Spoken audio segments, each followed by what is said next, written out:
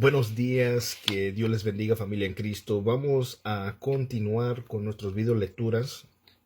Vamos a iniciar de Juan capítulo 5 versículos 19 al 29. Vamos a estar hablando sobre la unidad entre el Dios Padre y Dios Hijo. Y dice la palabra de Dios de la siguiente manera: en el nombre del Padre, del Hijo y del Espíritu Santo. Por eso Jesús respondiendo les decía: en verdad os digo que el Hijo no puede hacer nada por su cuenta, sino lo que ve hacer al Padre. Porque todo lo que hace el Padre, eso también hace el Hijo de igual manera. Pues el Padre ama al Hijo y le muestra todo lo que él mismo hace, y obras mayores que éstas le mostrará para que os admiréis. Obviamente, la relación entre Dios Padre y Dios Hijo sobrepasa los límites de nuestra comprensión humana. No vamos a poder captar o entender perfectamente esta unidad que existe entre Dios Padre y Dios Hijo, pero lo hermoso es que Jesús usa una analogía para ayudarnos, más que nada, principalmente para ayudar a sus discípulos a entender la comunión especial que existía entre él y el Padre. Ahora, tomemos en cuenta que los enemigos de Cristo, los líderes religiosos, los fariseos, ellos entendieron lo que Jesús declaró. Y esto llevó a hacerlos o a actuar con más violencia, más violentamente hacia Cristo, y acusándolo no solo de quebrantar el día de reposo. Recuerden, en el video anterior hablábamos cómo Jesús sanó a un paralítico de 38 años. Lo hizo el día de reposo y le ordenó: levanta, toma tu lecho y anda. Agarró su cama y andó y se puso a andar. Y los líderes religiosos vieron esto y se molestaron con la persona. ¿Y quién te dijo que puede estar haciendo eso? Lo que ellos hicieron era que había una tradición oral con muchas leyes, tradiciones de hombres, que ellos igualaron a la palabra de Dios. Ellos dieron su interpretación y hicieron más leyes adicionales que ellos lo vieron igualmente con la misma autoridad que la palabra de Dios. Ahora, sabemos que en el caso de Jesús, él no estaba contradiciendo la ordenanza del día de reposo. Al contrario, él sabía que el hacer el bien era el punto. Ellos se hacían caso omiso de hacer el bien, con aferrarse a sus tradiciones, y por eso se molestaron, por eso estaban enojados. Y entonces aquí vemos que no solo estaban enojados en cuanto al referente al día de reposo, llegaron a acusar a Jesús de ser un blasfemo, de estar blasfemando, a llamar a Dios su Padre, y es más, a igualarse a Dios. En Juan capítulo 1, verso 1, sabemos claramente que Jesús es Dios. Por eso dice que en el principio era el Verbo es Jesús, el Verbo era con Dios y el Verbo era Dios. ¿Qué vemos en el Evangelio de Juan? La humanidad de Cristo se ve claramente cuando él se encuentra con la mujer samaritana. Él está en el pozo y está cansado. Habían estado caminando mucho. Era mediodía, el momento donde estaba más caliente, y estaba cansado, estaba con sed. Y vemos en el Evangelio, ¿cómo se puede decir? Las muestras de la humanidad de Cristo, como igualmente vemos las muestras y la demostración de su divinidad. Y entonces él y el Padre son uno. Dios Padre, Dios Hijo, son en esencia, es Dios en uno, ¿verdad? Y Dios en tres personas, un solo Dios en tres personas. Y los fariseos, los líderes religiosos, no vieron esto con buenos ojos. Estaban muy enojados, se pusieron violentos al escuchar estas declaraciones. Mira lo que dice el versículo 21.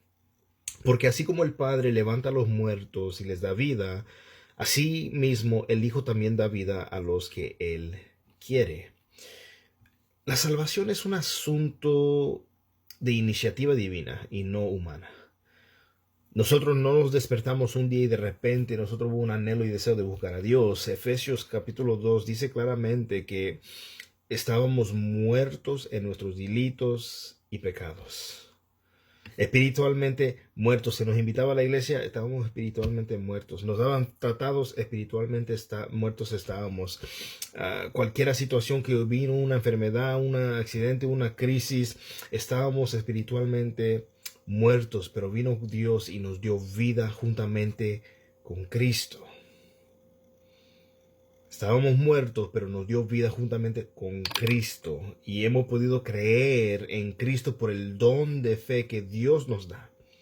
Es un don de Dios. Efesios capítulo 2, versículo 8, 9 y 10 nos habla de que es un don, es un regalo. La fe es un regalo que Dios nos da a nosotros. Juan 6, 65 nos dice esta siguiente afirmación y dijo: por eso os he dicho que ninguno puede venir a mí si no le fuere dado del Padre. Nadie puede ir a Cristo si el Padre no los atrae, si el Padre no los trae, no los trae a Cristo. Entonces, hay una iniciativa divina en cuanto a nuestra salvación. No es que despertamos deseándolo, no, Dios vino a nosotros. Estábamos perdidos, Él nos encontró a nosotros. Él vino y nos salvó a nosotros. Verso 22 nos dice: porque ni aun el Padre juzga a nadie, sino que todo juicio se lo ha confiado al Hijo, para que todos honren al Hijo, así como honran al Padre. El que no honra al Hijo, no honra al Padre que le envió. Como resultado de su unidad con Dios, Jesús vivía como Dios deseaba que viviese.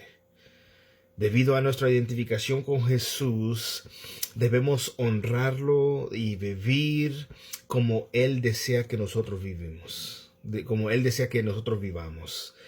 Así como Él fue completamente obediente al Padre, al Cristo morar en nosotros por medio de su Santo Espíritu, ahora podemos caminar en obediencia, no por nuestras fuerzas, no porque yo leo mucho la Biblia, no porque yo me congrego en la iglesia tal, no. Si nosotros estamos caminando en obediencia, es porque realmente Dios mora en nosotros. El Espíritu de Dios mora en nosotros. Por lo tanto, las preguntas que se pueden hacer: ¿qué haría Jesús? ¿Qué desea Jesús que yo haga? Tal vez nos puedan ayudar a tomar decisiones correctas. Ahora, ha habido un tiempo atrás donde se usaban, ¿verdad? En la mano unas vendas, se ponían unos, ¿cómo se puede decir? Esclavas o algo en las muñecas que decía: ¿qué haría Jesús? Esto era algo que pegó bien duro. Había camisas, braceletas, había de todo. Y la pregunta era: ¿qué haría Jesús? Y cuando alguien hacía algo que no era bueno, era conveniente para las personas decir: pues, ¿qué haría Jesús? La cosa es, no lo hacemos cuando sea conveniente, lo debemos de hacer en cada instancia. Cuando nos ofenden, ¿qué haría Jesús? Cuando nos maltratan, ¿qué haría Jesús? Cuando nos persiguen, ¿qué haría Jesús? Cuando sucede algo difícil en nuestra vida, ¿qué haría Jesús? Entonces, eso a la vez nos puede ayudar a tomar decisiones correctas, porque si Él mora en nosotros y decimos que Él es nuestro Señor y Salvador, no solo nos salvó, ahora también es nuestro Señor. Él está sobre de nosotros. Él debe de reinar y gobernar en nuestras vidas, de tal manera que podamos decir: Señor, se haga tu voluntad, lo que tú deseas que yo haga. Desafortunadamente hay muchos que no tienen el llamado de tal vez de ser pastor, tal vez no tienen el llamado de ser evangelista, tal vez no tengan el llamado, ¿verdad?, de ser maestros, pero lo anhelan tanto que en vez de orar a Dios, decir: Señor, ¿qué es lo que tú quieres que yo haga? ¿Verdad? O tal vez tengan el llamado de pastor, tengan el llamado de maestro, tengan el llamado de ser misionero, pero no quieren servir en la iglesia, no quieren servir, quieren hacer lo que ellos desean hacer. Y la cosa es, Jesús vino a servir. Él no vino a ser servido. Hay personas que no quieren ser servidos. No, somos enseñados en las Escrituras para servir, no para ser servidos. Entonces eso es tan importante tomar en cuenta y procurar. Si Dios en verdad mora en nosotros a través de su Santo Espíritu, debemos procurar hacer su voluntad. Autonegación, negarnos a nosotros mismos, cargando nuestra cruz y siguiendo en pos de Él. Verso 24 nos dice: en verdad os digo, el que oye mi palabra y cree al que me envió, tiene vida eterna y no viene a condenación, sino que ha pasado de muerte a vida. La vida eterna significa lo siguiente: vivir para siempre con Dios. Comienza cuando nosotros aceptamos a Jesucristo como Salvador. Podemos creer en Él. ¿Por qué razón? Dios nos quita la venda. Estamos muertos espiritualmente y Dios nos da vida. Y nosotros depositamos y ponemos nuestra confianza en Cristo. Entonces Dios nos salva. Amén. En ese momento se inicia la nueva vida dentro de uno, ¿verdad? De modo que si alguno está en Cristo, nueva persona es, nueva criatura es. Todo lo del pasado, todo lo que en el pasado queda atrás, queda borrado. He aquí todo es hecho nuevo, una nueva vida para caminar en los caminos del Señor. Ahora, esto constituye una obra total. Todavía nos tenemos que enfrentar a la muerte física. Todos está establecido a los hombres que mueran una sola vez y después el juicio. Pero cuando Cristo vuelva, nuestro cuerpo resucitará para vivir por siempre. Nos dará unos cuerpos glorificados y estaremos en la presencia del Señor por siempre, por la eternidad. Entonces, verso 25 nos dice: en verdad os digo que viene la hora, y ahora es cuando los muertos oirán la voz del Hijo de Dios, y los que oigan vivirán. Al decir que los muertos oirán su voz, Jesús se está refiriendo a los que están muertos espiritualmente. Efesios lo dice claramente: estábamos muertos en nuestro delito y pecado. Estábamos espiritualmente muertos. Físicamente estábamos vivos. Espiritualmente estábamos muertos. ¿Qué pasó? Escuchamos la voz de Dios. Y Él nos dio vida a nosotros. Es como, por ejemplo, cuando Ezequiel estaba en el valle de los huesos secos y Dios le dice: ¿crees que estos huesos secos vivirán? Y Ezequiel dijo: mira, Señor, solo tú sabes. Solo tú lo sabes.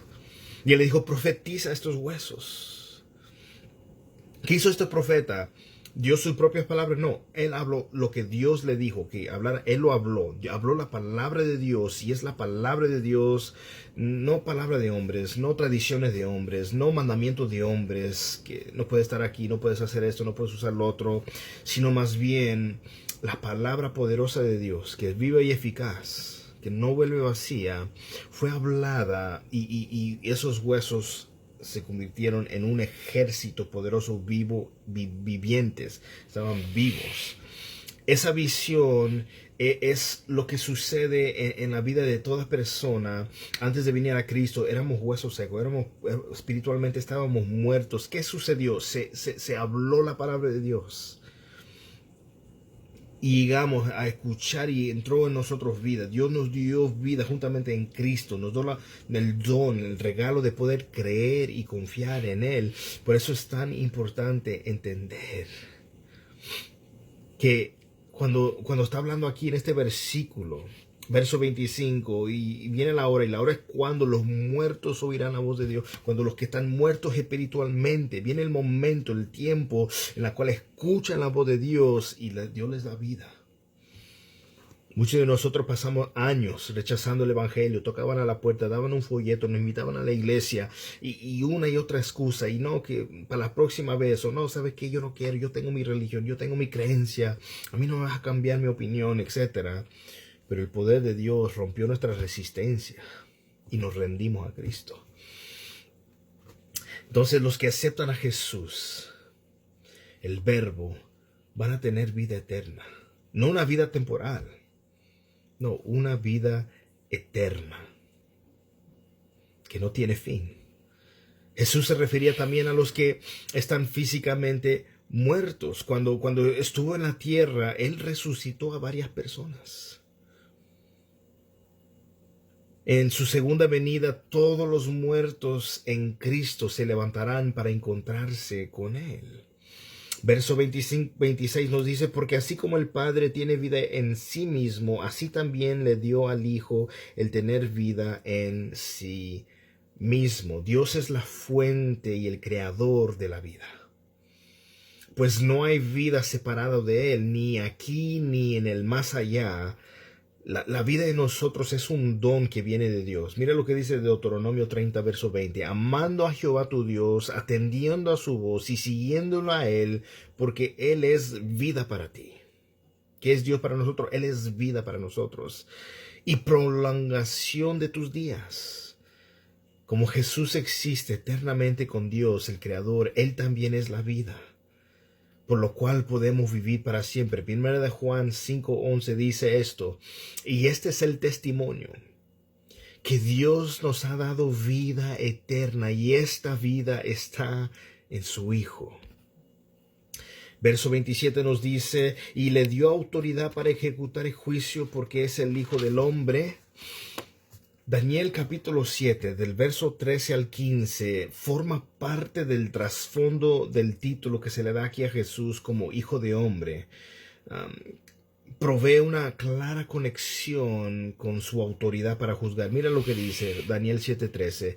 Miraba yo en la visión de la noche, y he aquí con las nubes del cielo venía uno como un hijo de hombre, que vino hasta el anciano de días, y le hicieron acercarse delante de él, y le fue dado dominio, gloria y reino, para que todos los pueblos, naciones y lenguas le sirvieran. Su dominio es dominio eterno, que nunca pasará, y su reino uno que no será destruido. Verso 28 dice, no os admiréis de esto, porque viene la hora en que todos los que están en los sepulcros oirán su voz. Hace unos momentos decían, todos los que escuchan, todos los que están espiritualmente muertos, escuchen su voz, van a recibir vida. Ahora está refiriéndose a personas que habían físicamente muerto. Escucharán la voz de Dios, en que todos los que están en los sepulcros oirán su voz. Pero vean por qué van a resucitar. Vean, verso 29, y saldrán los que hicieron lo bueno a resurrección de vida. Los que pusieron su fe en Cristo, resurrección de vida. Y los que hicieron, y los que practicaron lo malo a resurrección de juicio. Los que rechazaron a Cristo, los que se mantuvieron en pecado, habrá una resurrección, pero de condenación. Los que se han rebelado en contra de Cristo van a resucitar también, pero para escuchar el veredicto de Dios en su contra, para recibir la sentencia de una eternidad separados de Él. Hay quienes desean vivir bien sobre la tierra, olvidarse de Dios, luego alcanzar con la muerte el descanso final. Las palabras de Jesús no dan lugar a que se perciba la muerte como el fin. Ya te mueres y se acaba todo. No, hay un juicio que los incrédulos van a enfrentar. Hebreos lo dice claramente, está establecido para que las personas mueran una sola vez y después enfrenten el juicio. Que Dios me los bendiga en este precioso día. Deseo que tengan un próspero día. Que Dios bendiga y prospere lo que hagan, y reciben un fuerte abrazo y un cordial saludo.